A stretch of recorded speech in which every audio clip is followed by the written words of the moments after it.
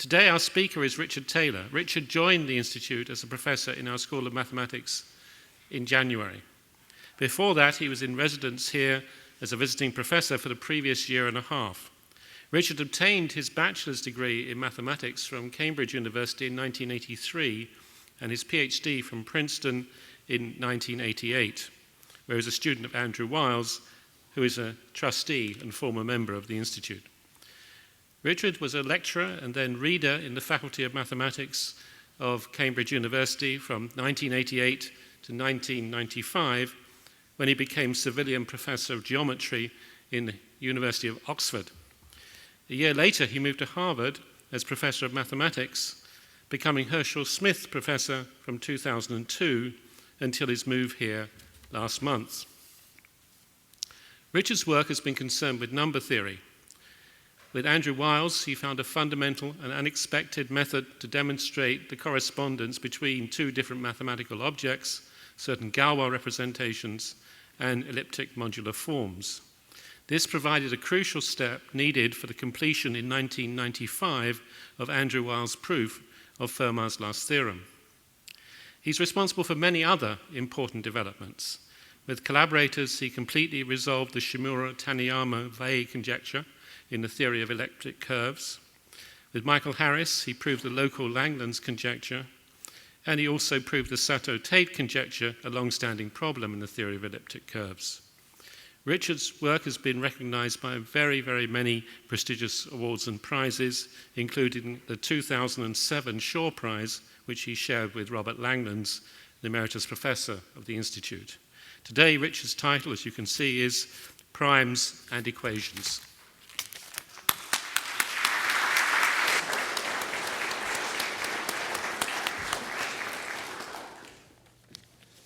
Thank you, Peter.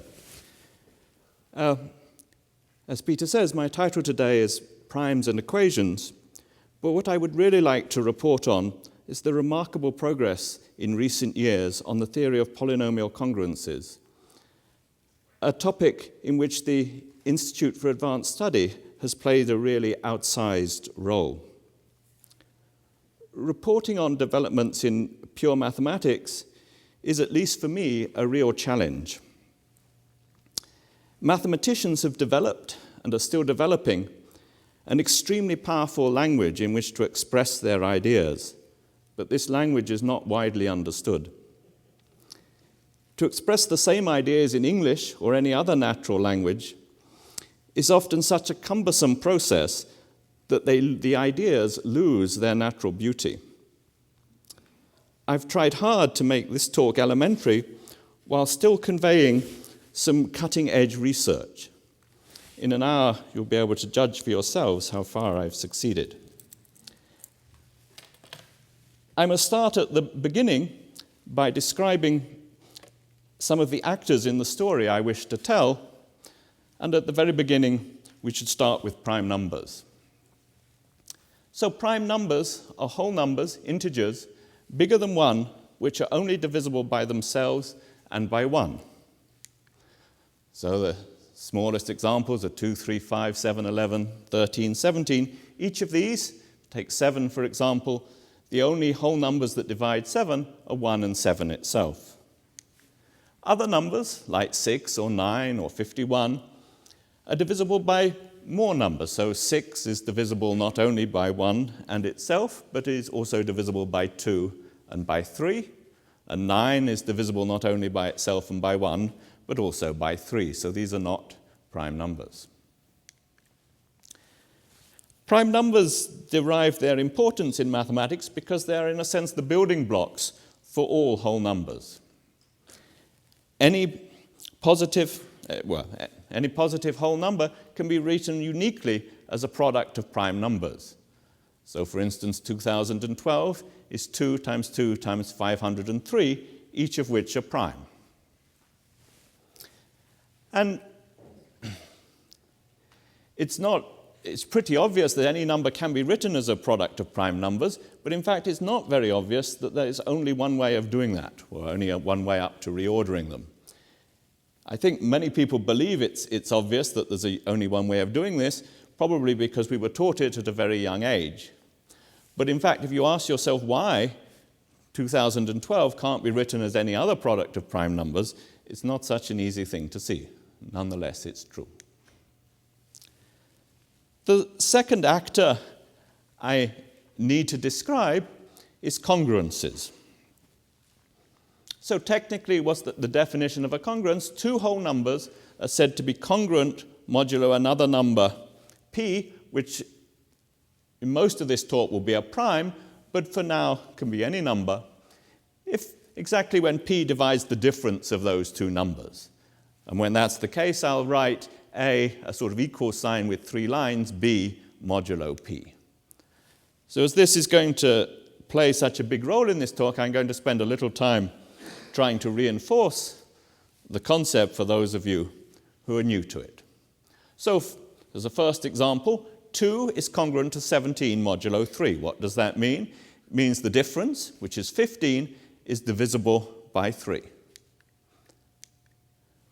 The most basic example of congruences is congruences modulo 2, with which we're all familiar. An even number is exactly 1 divisible by 2, which is exactly a number congruent to 0 modulo 2. And an odd number is a number that leaves remainder 1 when divided by 2, or something that's congruent to 1 modulo 2. So the concepts of odd and even numbers are exactly the same as the concepts of numbers modulo 2, the first prime. Another case of congruences with which most people are familiar is congruences modulo 10. Two numbers are congruent modulo 10 exactly when their difference, when they have the same last digit, because they'll have the same last digit exactly when their difference has last digit 0, exactly when their difference is divisible by 10. Another example of congruences with which people are familiar are congruences modulo 12. Our clocks, at least the hours marked on our clocks, are based on congruences modulo 12. 1300 hours is the same as 1 p.m. This means that as you turn round the clock, when you get up to 12, you go back to the beginning, as it were, and start counting again. So what was 13 becomes 1. And this is, I think, a good way to think about congruences for those of you who are not familiar with them before. There's no particular reason why our clock should have 12 hours marked round them. They could have any number of hours, for instance, 7 hours.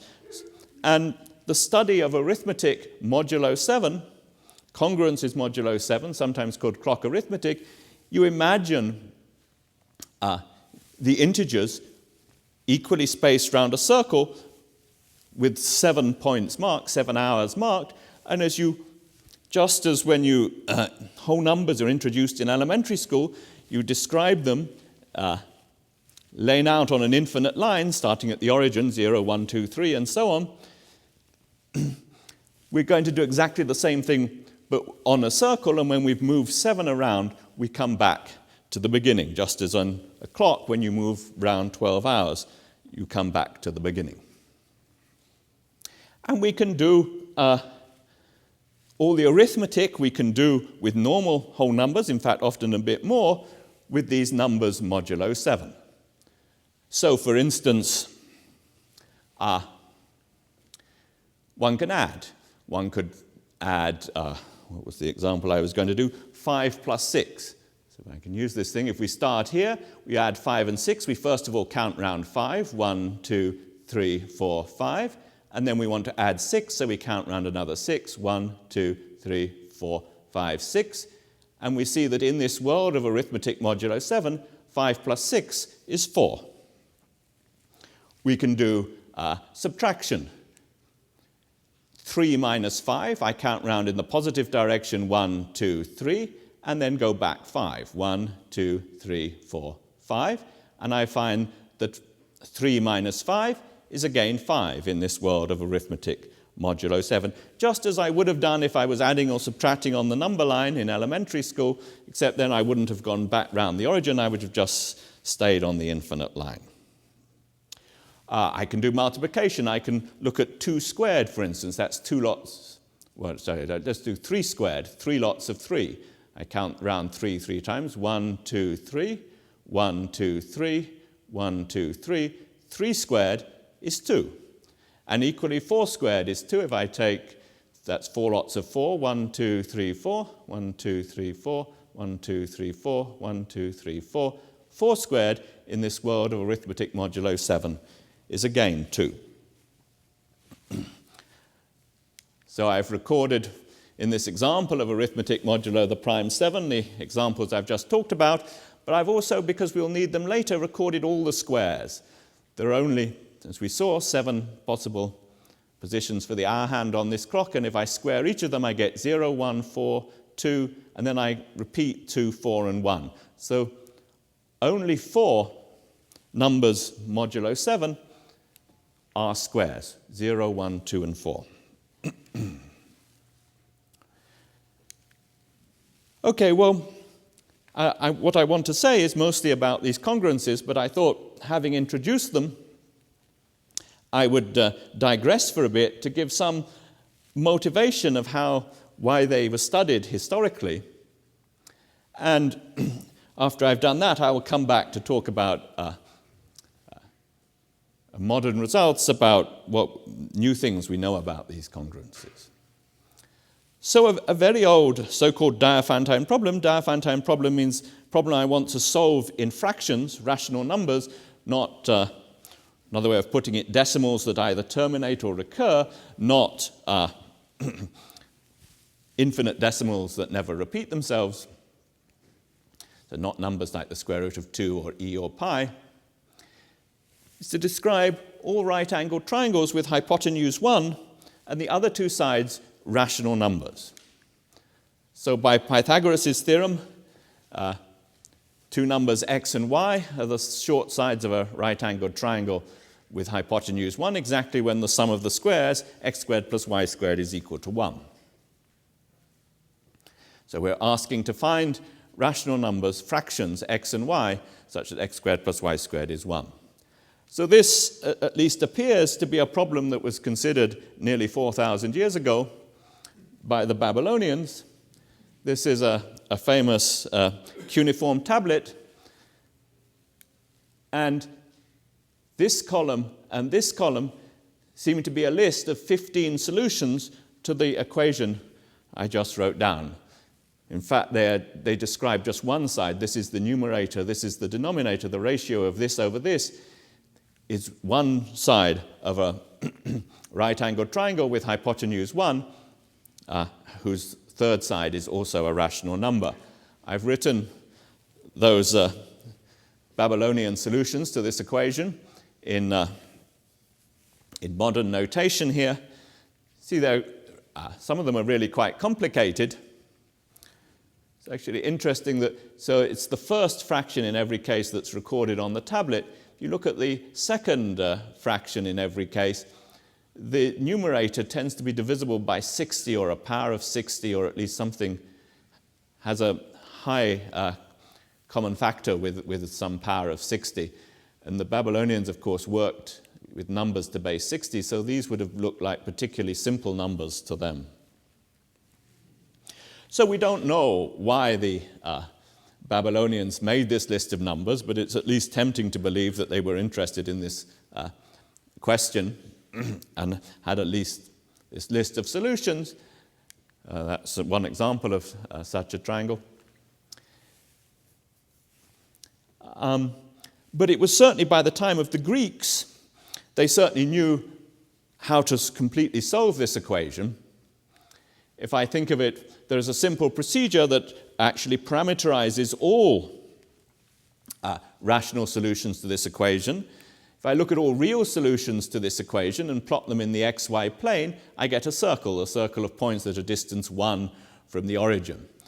Of course, an uncountable number of real numbers, and what the Greeks understood was that if you looked at the points on this circle which happened to have rational coefficients, both their coordinates were rational numbers, then they're densely spaced round this circle. They're leaving no gaps at all, and as I say, they knew very clearly how to parameterize them, and the process is not very difficult, but to save time, I think I won't describe it now. Okay, but now let's vary the problem a little bit. Let's ask ourselves, what about right-angled triangles with rational sides whose hypotenuse is just slightly shorter? Let's say 0.999999, 1/1,000,000th less than before. If I draw the graph of the real solutions to this equation, I get another circle which is just ever so slightly smaller than the one I wrote before. What about which rational numbers, points with rational coordinates, lie on this circle? And the rather surprising fact is that none at all. These circles, from a geometric point of view, look to be almost exactly the same, but one had many rational points on it in a dense way. Make it slightly smaller, you can't really, from a geometric point of view, see the difference, but suddenly you miss every rational point. And the explanation for this comes from the theory of congruences that I was just describing. So Hendrik Lenstra is fond of saying a mathematics talk without a proof is like a movie without a love scene. And so this is going to be the proof for this mathematics talk. I'm going to explain to you why it is that there is no right-angled triangle with rational sides and hypotenuse 0.999999. So if there were such a thing, I could write the two sides as rational numbers with a common denominator, and I can always arrange that the denominator is divisible by 1,000 just by multiplying numerator and denominator by whatever I need. It would be convenient later. And I can also arrange that A, B, and C have no factor in common. If some number divided bigger than 1 divided all of A, B, and C, I could simply cancel it in both fractions, and I would have a simpler way of writing the fraction. So I can assume that nothing divides them all. And now substituting it into the equation we had before and clearing the denominators, I now have to look at the equation a squared plus b squared is 999,999 times c squared, where now I've gained the fact that a, b, and c have to be whole numbers, not necessary fractions. Now, whenever I have whole numbers that satisfy such a relation when I do the addition and multiplication on the infinite number line, that will still be true, that relation, when I wrap the number line round a circle with any number of hours marked I like. If I look at the prime factorization of 999,999, here it's written out, I'm going to focus on one of the prime factors, 7. 7 divides this 999,999. I could equally focus on 3 or 11, but for definiteness, let me focus on 7. And I'm going to consider this as an equation not now in the whole numbers, but as an equation in the whole numbers modulo 7. As I say, take the number line, wrap it round the circle with 7 hours marked, and I get another equation. Now, when I wrap it round the number line, this last number is divisible by 7. So this equation, when I consider it mod 7, is that one square number plus another square number is 0. But if you remember, I listed the squares modulo 7, and there were only 4 of them, 0, 1, 2, and 4. On the mod 7 clog arithmetic, these are the squares. Now, there's one obvious solution. We could have 0 plus 0 equals 0. That would certainly work. But that can't have come from our original problem, because if it was 0 plus 0 equals 0, it would mean that A was divisible by 7 and that B was divisible by 7. So this side would be divisible by 49. This is only divisible by 1 7, so 7 would have to divide c squared as well. So 7 would have to divide c, and that would mean that we hadn't written A, B, and C in the simplest possible way. We could cancel a factor of 7 and then repeat the process. Okay, so this solution, although a solution to the equation modulo 7, doesn't provide a solution to the original problem we were interested in. And then the key fact is there are no other solutions to this equation modulo 7. 0 plus 1 is 1, that's not divisible by 7. 0 plus 2 is 2. 0 plus 4 is 4. None of those are divisible by 7. 1 plus 1 is 2. It's no good. 1 plus 2 is 3. That's no good. 1 plus 4 is 5. No good. 2 plus 2 is 4. 2 plus 4 is 6. 4 plus 4 is 8. When I divide by 7, I get a remainder 1. None of the other possibilities work. There's only one solution to this equation modulo 7, with A and B and C all being 0. And that, as I say, doesn't lead to any rational points on the original circle.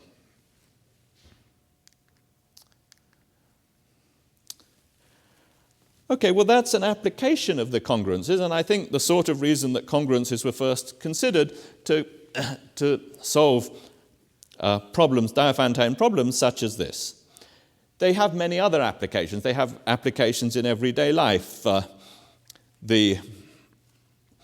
Many of the error-correcting codes that allow information to be efficiently packed onto a DVD and not, when it gets slightly scratched or something, you don't lose all the information, or information sent through communication with a spacecraft or something, uses the theory of congruences, and in fact, even the theory of polynomial congruences that we're coming to. But I'm not an expert on that, and I'm not going to talk about these real-world applications. I'm going to stick to the pure mathematics involved. So we just, in connection with this Diophantine equation, we looked at this particular congruence. We looked at the equation x squared plus y squared congruent to 0 modulo 7, x squared plus y squared adding up to 0 in this clock with 7 hours. And we saw that there was only one solution. The only possibility is that both x and y is 0. But one can consider any other sorts of polynomial equations. One could consider a one-variable equation. Does 2 have a square root? We saw that it does. It has 2 square roots, 3 and 4. I showed you that. One can consider higher degree equations. One can look at numbers that cube to give 1.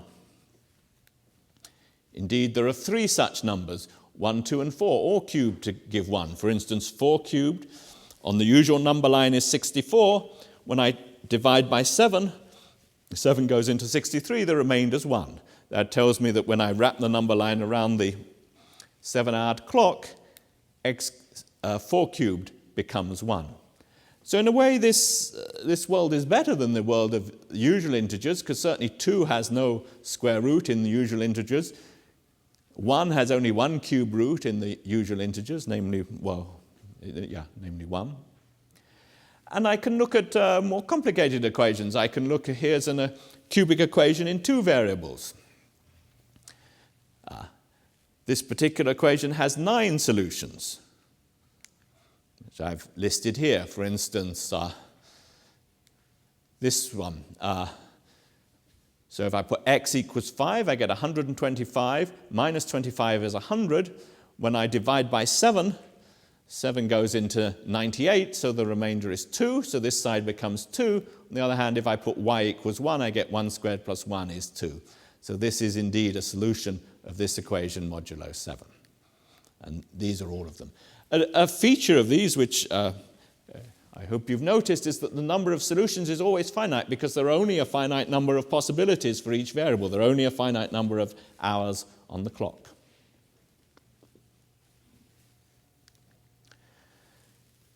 Well, the first a big topic I want to talk about is so-called reciprocity laws. Ask the question, if I fix the equation but vary the prime number p, how does the number of solutions vary as I vary the prime number? So let me again start with a simple example. The equation x squared equal to 5. So for instance, we saw that modulo 7, there were no 5 had no square roots. The squares mod 7 were 0, 1, 2, and 4. Mod 3, it's the same story. Mod 3x can be 0, 1, or 2. The squares are 0, 1, or 4, which mod 3 are just 0 and 1. We never get 5, which is the same as 2, mod 3. On the other hand, mod 11, there are 2 square roots. 4 squared is 16. Take away 11, I get 5. 7 squared is 49. Take away 44, I get 5. And if you check, there are no other possibilities. So here's a table for the giving the solutions for the first few primes, I've excluded 2 and 5 because they occur in the equation, so they behave slightly differently. And you'll see immediately that there are always either no solutions or exactly 2 solutions. That's actually not so hard to prove. But is there a pattern as for which, when you find no solutions and when you find 2 solutions, can anybody who doesn't know Gauss's law see the pattern? These? Which numbers have I written none against and which ones have I written 2 other numbers against? No? Well, if the number ends in a 3 or a 7, there are no solutions. 3, 7, 3, 7, 3. On the other hand, if the number ends in a 1 or a 9, there are 2 solutions. 1, 9, 9, 1, 1, 9, 1, 1, 9. And this is a general phenomenon. What it means is that the number of solutions of this equation is governed by the value of p modulo 10. We saw that the last digit of a number is like looking at congruences modulo 10. And this pattern, as I say, is a general one, as was first realized towards the end of the 18th century, first of all by Leonhard Euler, who didn't phrase it quite like this, but was more interested in the sort of Diophantine equations I was talking about a minute ago. And as you saw, congruences came into their study, and so Euler needed to think about these sorts of questions and basically saw this pattern. It was formulated in the way I've just described, first by Legendre, and I apologize for Legendre for this picture of him, but according to Wikipedia, it's the only surviving portrait of him. In many books, you will discover a picture of a much more distinguished-looking man, but again, according to Wikipedia, it's now been discovered that that gentleman was his cousin and not the mathematician.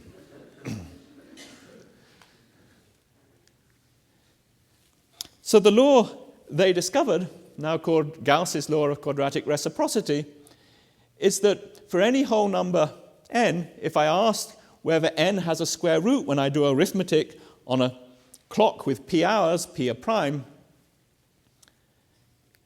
well, first of all, how many square roots? There are either 0, 1, or 2 square roots, and 1 square root hardly occurs, only for a finite number of values of p that are bad in some sense. So that basically either has no square root or it has 2. And crucially, you can determine which by looking simply at p, where p lands on a clock with 4n hours.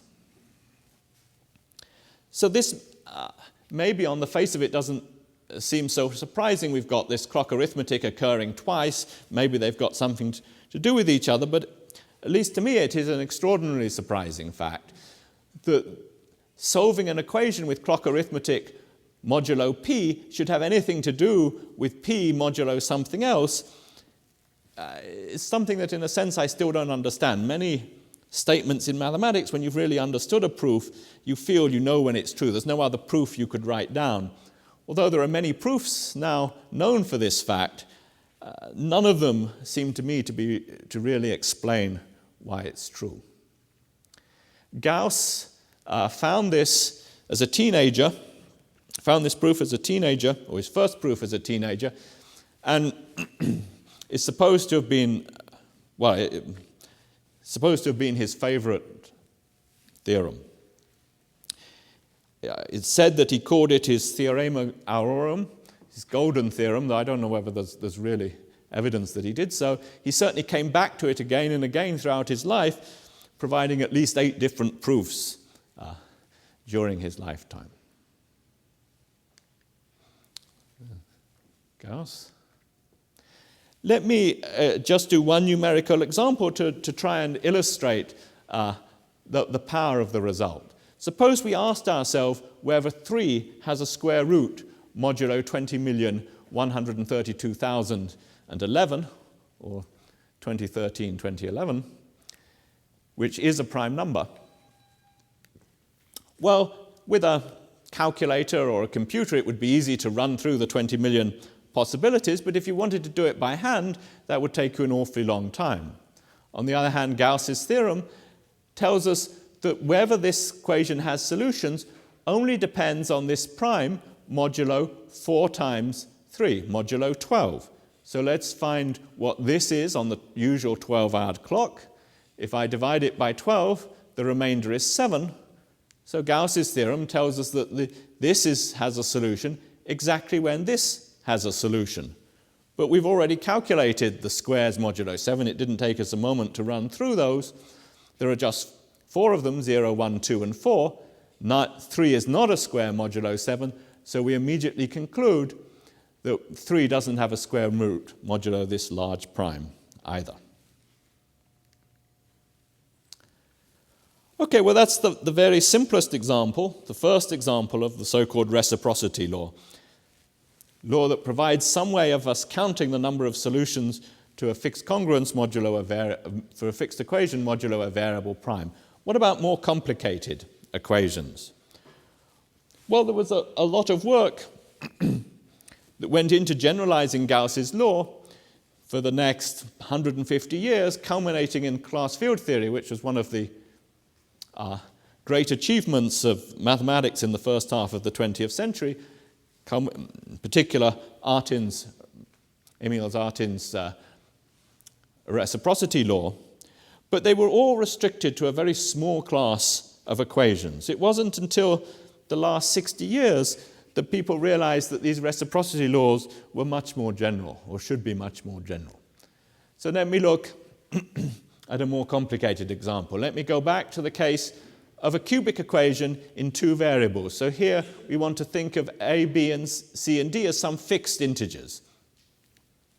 I'll take a concrete example in a minute, and I want to consider x and y as variables.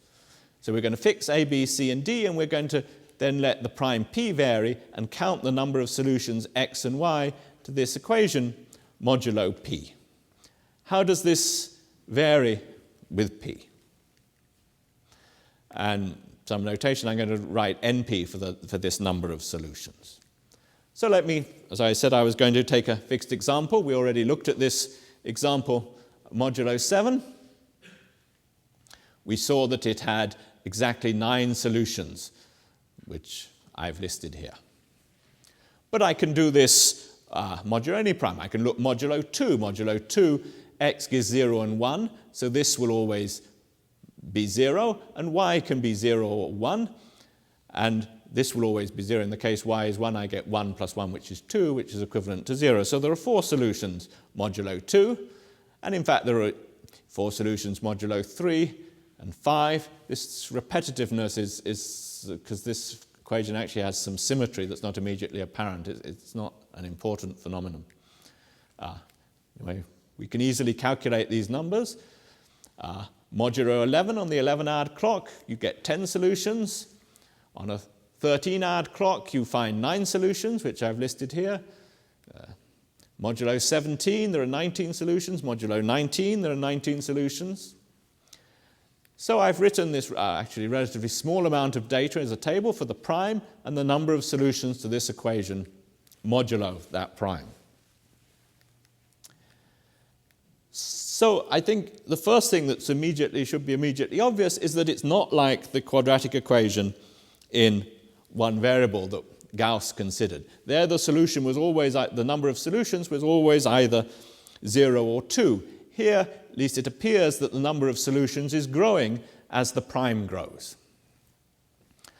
That's true. It was proved by Helmut Hasse in 1933 that the number of solutions to first order is the same as the size of the prime. The number of solutions minus the prime is of order twice the square root of, or is bounded by twice the square root of the prime. So the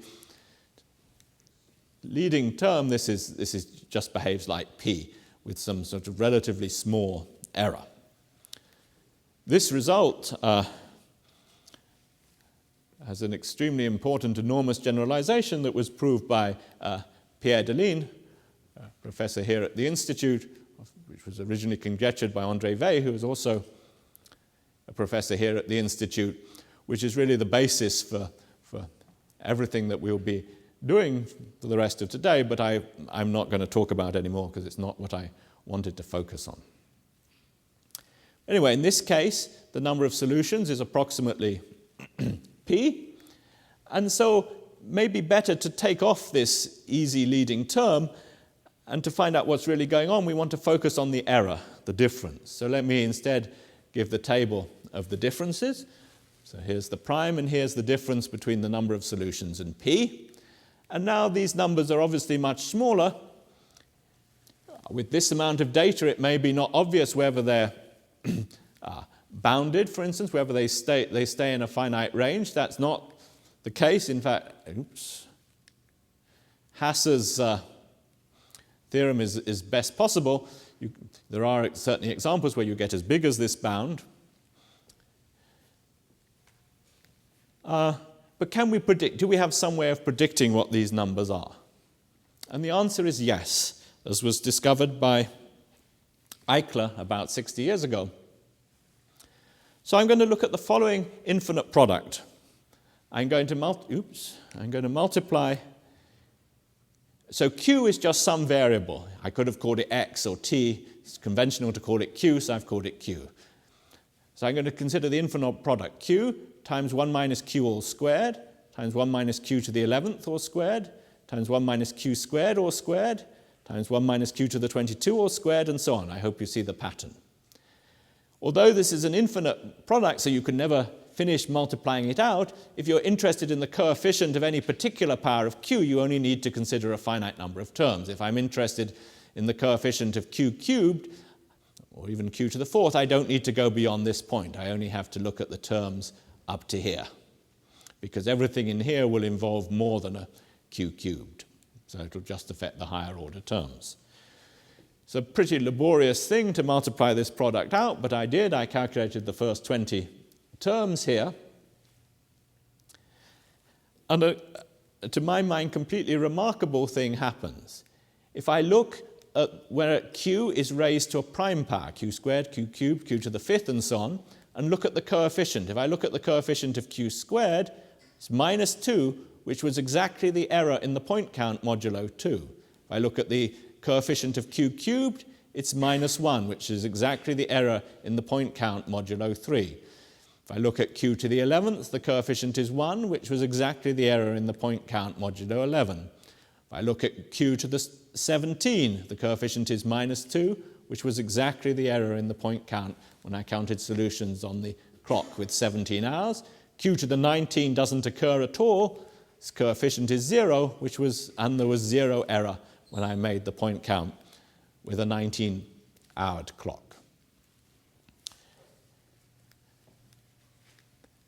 And again, I would like to stress how surprising this is to me. Why multiplying out this extraordinary expression should have anything to do with counting solutions to equations, modular equations.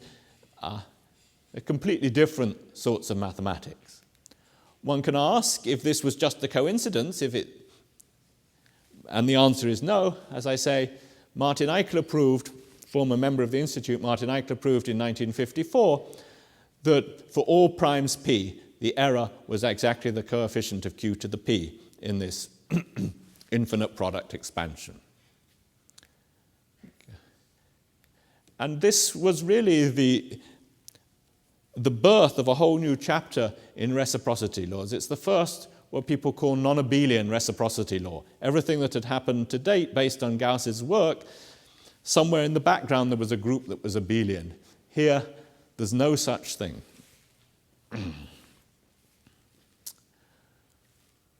Well,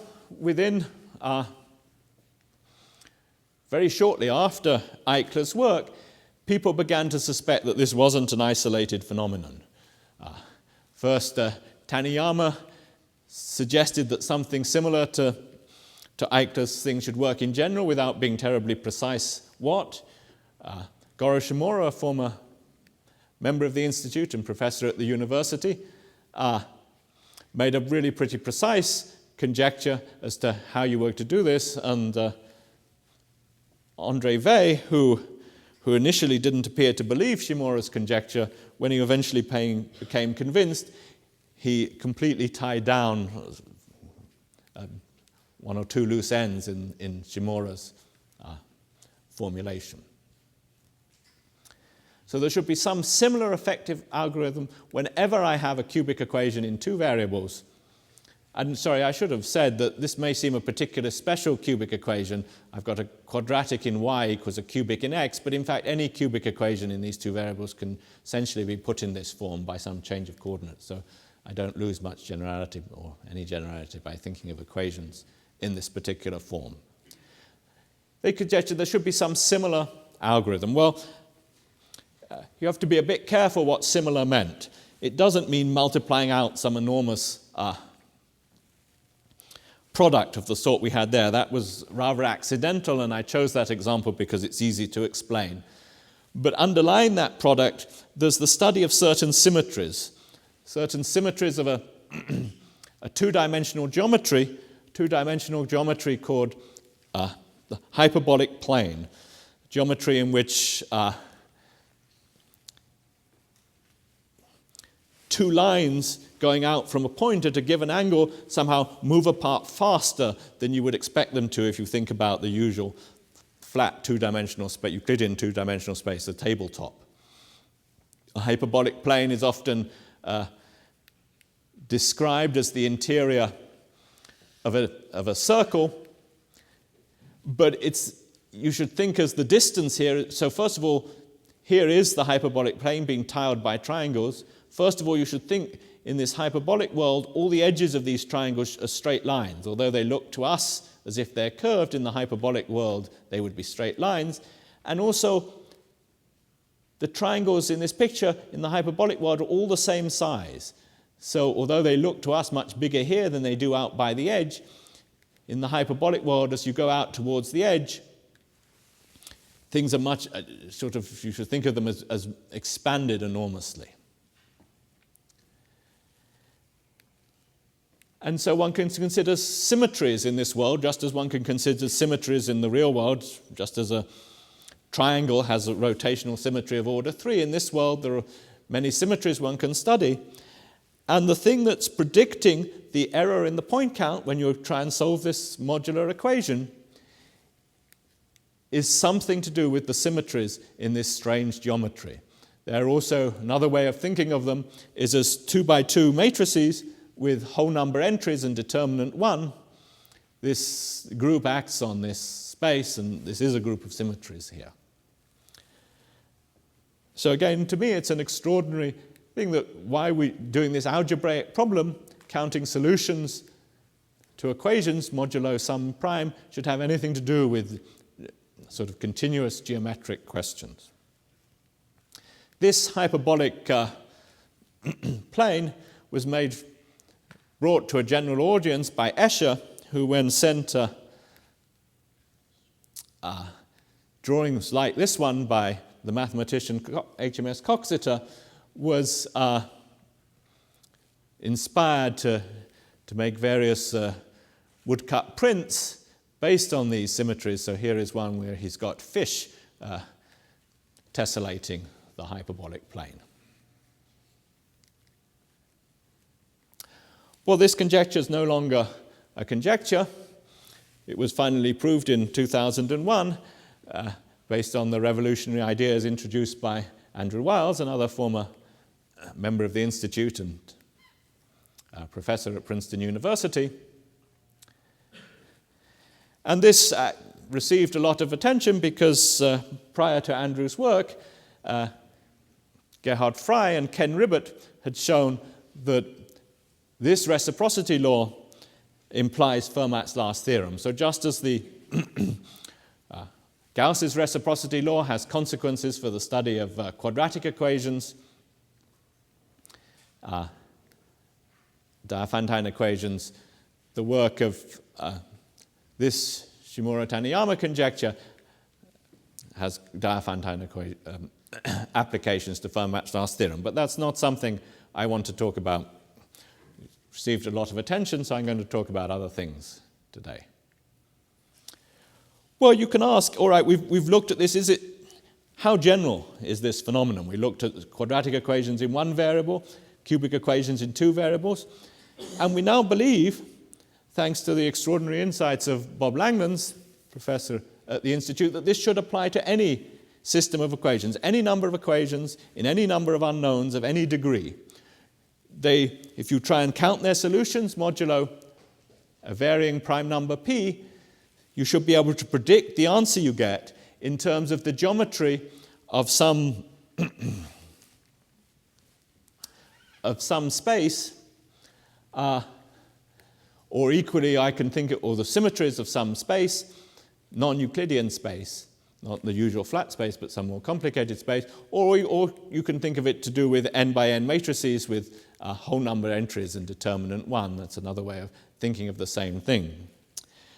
As I said, the case n equals 2 was related to the hyperbolic plane, which you can sort of draw pictures of. The next simplest case, n equals 3, is related to the symmetries of a 5-dimensional space, which I can't illustrate, but I do want to give you some idea of what's going on. If I can, oops, that's not what I wanted to do.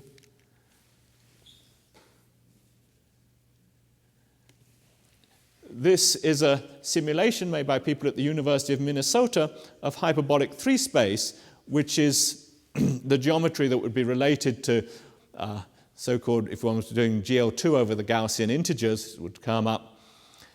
They've tessellated a hyperbolic 3 space by dodecahedra, and I think what you might get from this is a sense that as you move through this, the size of things appears to change quicker. Things come in from the edges at a different rate from what you would expect if you were moving through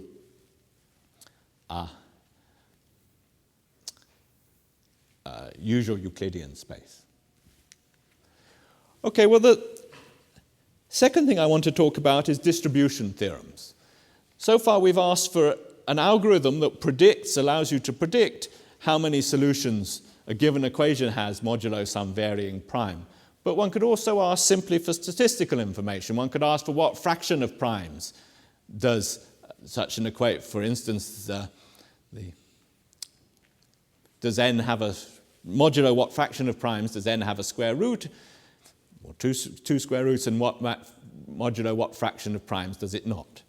And if one looks for this, so in the case considered by Gauss, this quadratic equation in one variable, the answer was found 40 years after Gauss's theorem by Dirichlet, who proved that as long as n is not a perfect square, which will behave differently, then what you might expect is true. Modulo half the primes, this has a solution, and modulo the other half, it doesn't. Dirichlet's proof of this relied crucially on Gauss's law of quadratic reciprocity. You somehow can't get at these density theorems, distribution theorems, unless you know reciprocity first. Having said that, rather surprisingly, Frobenius 40 years later found the similar distribution question for any equation in one variable, no matter what the degree, since the answer is less, you wouldn't have guessed the answer in this case, and also the reciprocity law in question is still not known. It was being conjectured by Langlands relatively recently, but nonetheless Frobenius back in the 19th century was able to answer, prove this distribution law, because he realized you needed something slightly weaker than a reciprocity law, but I won't, probably for lack of time, let me leave that for now. Okay, now let me move on to equation in more variables again, cubic equation, favorite cubic equation in 2 variables.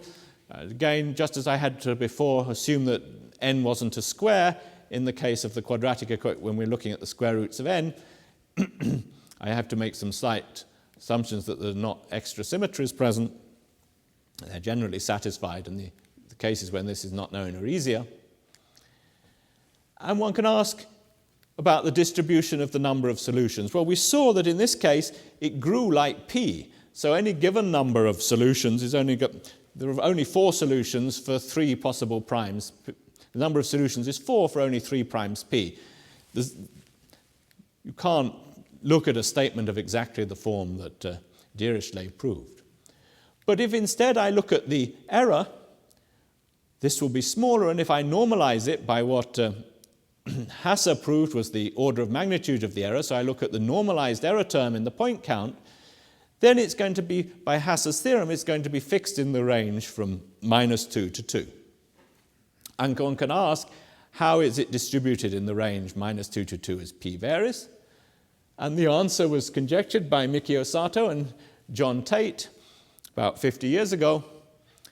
Mikio Sato, because he did a series of computations here at the Institute, and which he completed just after he left back in Japan.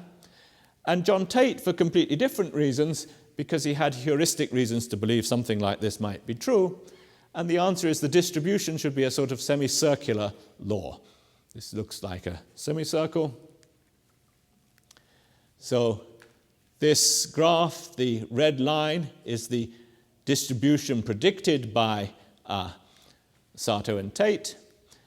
And this bar graph, blue bar graph, drawn behind it, is the actual distribution you get for this normalized error term by looking at all primes less than 1 million, and you can see that already there's a reasonably good fit to the prediction. This is now known. It's true. Proved for most elliptic curves about 5 years ago, and completed even more recently. And one needs more than the reciprocity. It turns out that the difficulty here is one needs more than the reciprocity law for E, which is the Shimura-Taniyama conjecture. Is the cubic equation in question. One needs the reciprocity law for self-products, which will be somehow have, take the self-product n times, I'll get an equation in 2n variables or something like that. So you have to have reciprocity laws for equations in arbitrarily many variables to be able to answer this, to use what was essentially Dirichlet's method then to obtain this distribution. Okay, well, I wanted to finish. I've said what I wanted to say about congruences, but I wanted to finish with another application of congruences to Diophantine problems. Again, an old Diophantine problem. As far as we know, this one was first posed by Al-Karaji at the end of the first millennium. Al-Karaji was a mathematician working in Baghdad, though maybe he was of Persian origin. And he asked the following question: for which whole numbers n is there a right-angled triangle such that all the sides are fractions, all the sides are rational numbers again, and has area n? So we're looking for a right-angled triangle. We've given n, fixed area, so 1, for instance. Is there a right-angled triangle with area 1, all whose sides are rational numbers, are fractions? So this is not at all clear how you would go about answering this question. I mean, you could run through sides x, y, and z with small denominator and see if the area happened to be 1. But I mean, you could do all denominators up to 1 million and you wouldn't find any solution, and you could ask yourself, does that mean there isn't a solution, or just the first solution is much bigger? And algebraically, we're asked to solve the two simultaneous equations, x squared plus y squared equals z squared. Pythagoras' theorem, that's the condition for x, y, and z to be the sides of a right-angled triangle, and the area is a half base times height, a half xy, so we want that to be equal to n. You can actually eliminate a variable and end up with a cubic equation in 2 variables, one of these elliptic curves that we've been talking about. Well, the remarkable answer, we believe, although it's not yet proved, that there is a good answer to this question, now believe. Let me give you 2 numbers that are much easier to calculate. I'm going to take n and try and write it as a square of a whole number plus twice the square of a whole number and 8 times the square of a whole number. And I'm going to count the solutions to that where w here is even, and the solutions to that where w here is odd. I count them both, I get 2 numbers. These are, in a sense, easy to calculate because I can certainly do it in a finite amount of time because each of u, v, and w have to be less than the square root of n, so I just have to run through a small number of possibilities and see whether they satisfy this equation, and whether w is odd or even, they either contribute to this one or this one. And then what was realized by Jerry Tunnell, former member of the Institute and professor at Rutgers, was that the answer to this question should be yes, there is such a right-angled triangle exactly when the number of solutions to this equation with w even equals the number of solutions with w odd. So for instance, we were talking about triangles of area 1. If I take n equals 1. With n equals 1, v and w had better be 0 because already 2 times 1 squared is too large, or 8 times 1 squared is too large. So the only solutions are u is plus or minus 1, and v is 0 and w is 0, both of which are even. So a1 even is 2, a1 odd is 0. So according to this conjecture, there should be no right-angled triangle with area 1. This was in fact proved by Fermat in the 17th century. It was already known, but certainly for general n, it was unknown. In the 1980s, Jerry Tunnell, Dick Gross, Don Zaghi, and Victor Kolyvagin proved half of this. They've shown that if these two numbers that are easy to calculate are not equal, then there can never be a triangle with rational sides, right-angled triangle with rational sides in area n. So this reproves, this reproves Fermat's theorem. For instance, there's no such triangle with area 1. I want to mention, though not explain why, that the proof is based on one of these reciprocity laws, in this case, Artin's reciprocity laws from the 1920s, counting solutions to congruences. In the other direction, it's still certainly an open question, but we would believe that we know an algorithm that will always find a solution. When these two are equal, we believe we know an algorithm that will always find a solution, but at the moment, nobody knows that that algorithm will terminate, though we certainly believe it does. So here are some, I took some small values of n. In each case, calculated an, my son Jeremy calculated an even and an odd.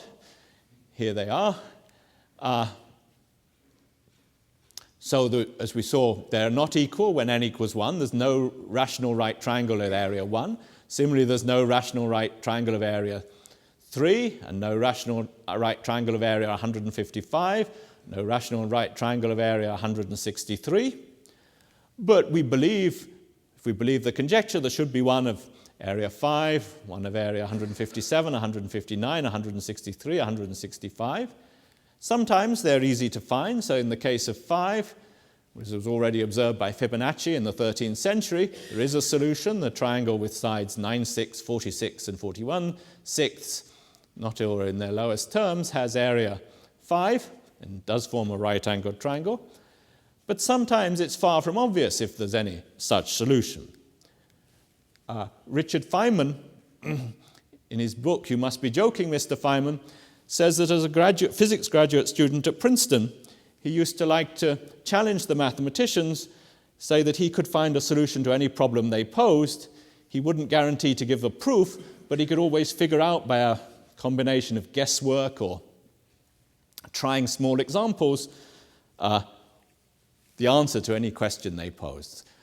And he claims to have always been successful at this. I wish one of the maths graduate students who he challenged had posed to him the problem, given a list of numbers like this, and asked him for which of those is there a right-angled triangle of the given area and rational sides. Because without knowing the theory I've partially described, I think it would be very hard to guess the answer. So for instance, 157 here, we believe there is a solution, we believe we have an algorithm, but trial and error would never find it for you. Here is the simplest right triangle with area 157 and rational sides. So with that, I'll stop. Thank you.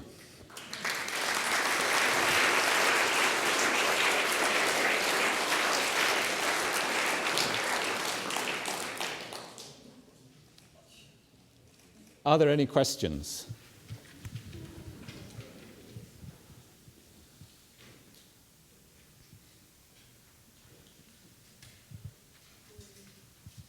Yes.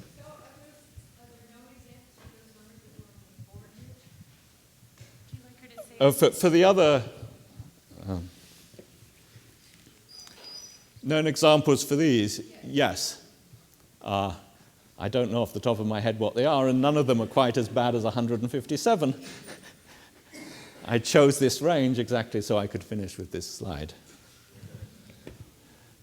I should say, it was Don Zagier that, as you might have guessed if you know leading number theorists, who found this example.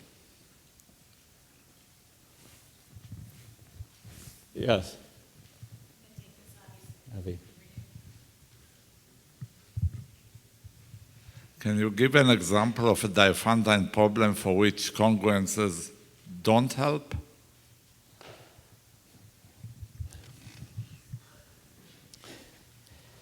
So it depends what you mean by don't help. I mean, for almost every Diophantine problem, they help.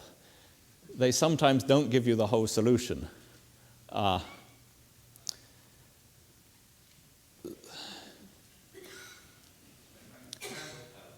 Sorry?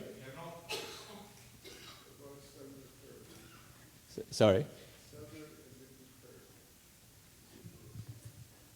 So if what you mean by the question, so sometimes there's a beautiful theorem. If you look at quadratic equations, then there's a solution exactly when there's a solution modulo all congruences. That's a theorem of Hasser and Minkowski. And if you mean by congruences helping, whether this so-called local to global principle holds, then the answer is certainly that there are examples. And I mean, for instance, already amongst elliptic curves or curves of genus 1, there are examples. I don't remember the specific example, but maybe.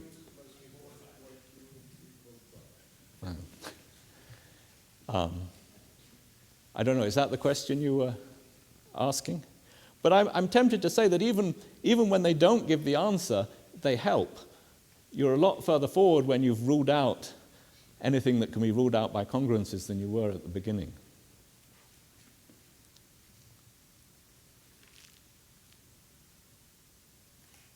Any other questions? I was a bit perplexed between, Oh, right. Frobenius and Chebotarev. So Frobenius, what did you have in mind there that Frobenius did before Chebotarev? Frobenius, given any equation in one variable with rational or integer coefficients, Frobenius told you the fraction of primes for which it had a given number of solutions. So that is actually easier than if you think it out, it's easier than the Chebotarev density theorem.